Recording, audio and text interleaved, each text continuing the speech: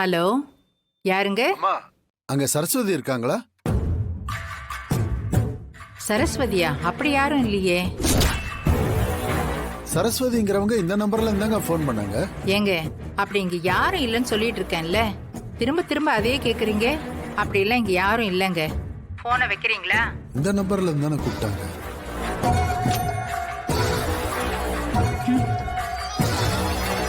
ஐயோ, அந்த dance school வைக்க மாயா இடம் பார்த்து அந்த சிதம்பரம் தான் ஃபோன் பண்ணாரு போல இருக்கே. இந்த நம்பரை கண்டுபிடிச்சு ஃபோன் பண்ணிட்டானே, எப்படி சமாளிக்க போறேன்னு தெரியலையே. ஆண்டவா.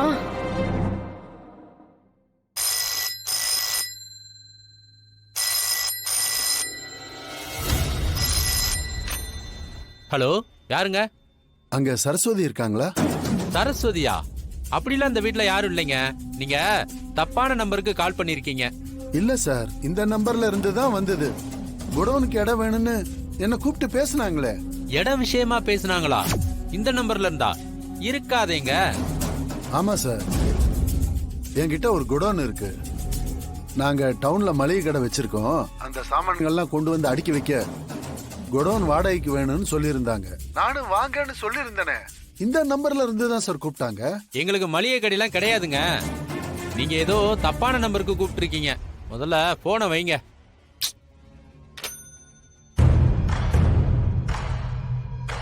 ஐயோ, அந்த ஆள் என்ன இப்படி விடாம போன் அடிக்கிறானே. இன்னொரு தடவை போன் பண்ணி வேற யாராவது எடுத்தாங்கன்னா பத்மா நீ மாட்டிப்படி. எப்படி சமாளிப்ப? என் போன்ல இந்த நம்பர் தானே காட்டுது. இந்த நம்பருக்கு கூப்பிட்டா இல்ல இல்லன்னு சொல்றாங்களே. கடைசியா ஒரு தடவை முயற்சி பண்ணி பார்ப்போம்.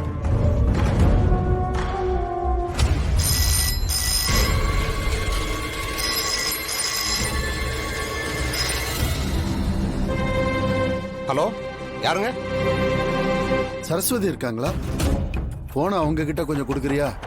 சரஸ்வதியா? அப்படி யாரும் இங்க இல்லையே. நீங்க யாருங்க?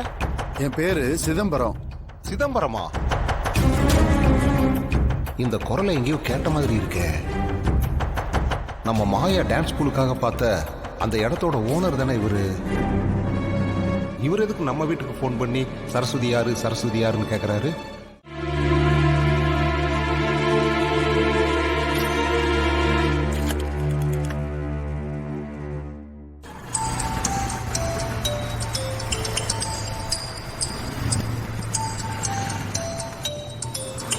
மாயா, வீட்ல இருந்தா போன் வருது.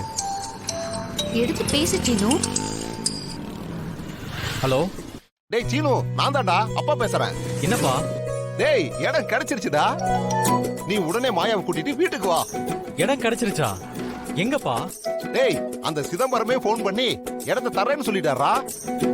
அப்பா, அந்த இடம் வேணாம்ப்பா. டேய் சீனு, மாயாவுக்கு அந்த இடம் ரொம்ப பிடிச்சிருக்குடா. மாயா கேட்ட மாதிரியே கோயில் தெப்பக்குளம் எல்லாம் பக்கத்திலேயே இருக்கு.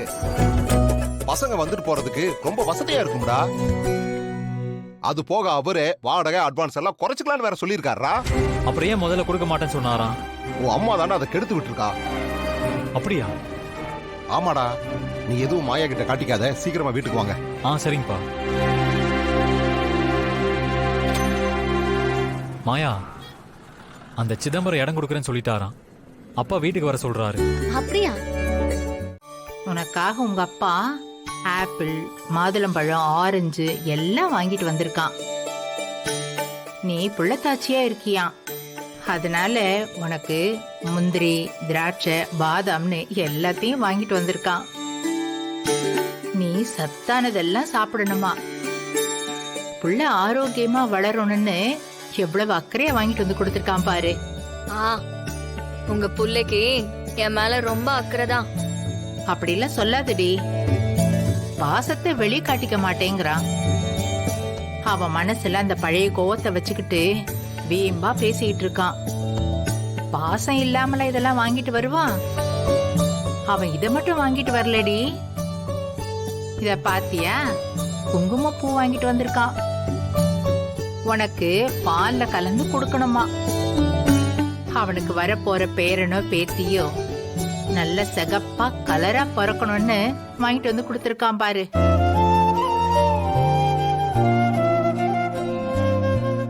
தனா, நீ உங்க அம்மா வயித்துல இருக்கும்போது ரகுராம் ஜானகிக்கு குங்கும பூவா வாங்கிட்டு வந்து கொடுப்பான்.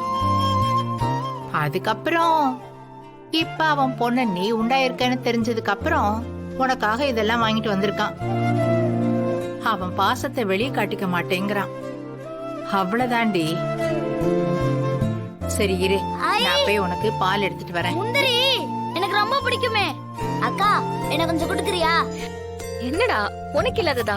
எடுத்துக்கோ. எடுத்துக்க. இந்தா.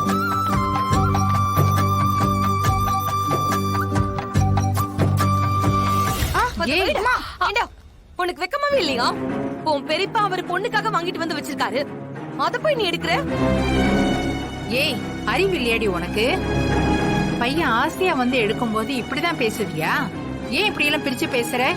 இந்த வீட்ல எல்லாரும் ஒண்ணுதான்.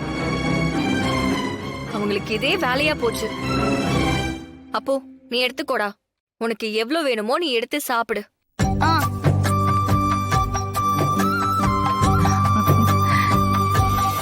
பொண்ணு பிடிக்கலன்னு வாய் மட்டும் தான் சொல்லுது. பொண்ணு புள்ளத்தாச்சின்னு தெரிஞ்சதுக்கு அப்புறம் ஊர்ல இருக்கிற எல்லாத்தையும் கொண்டு வந்து வச்சுட்டாரு.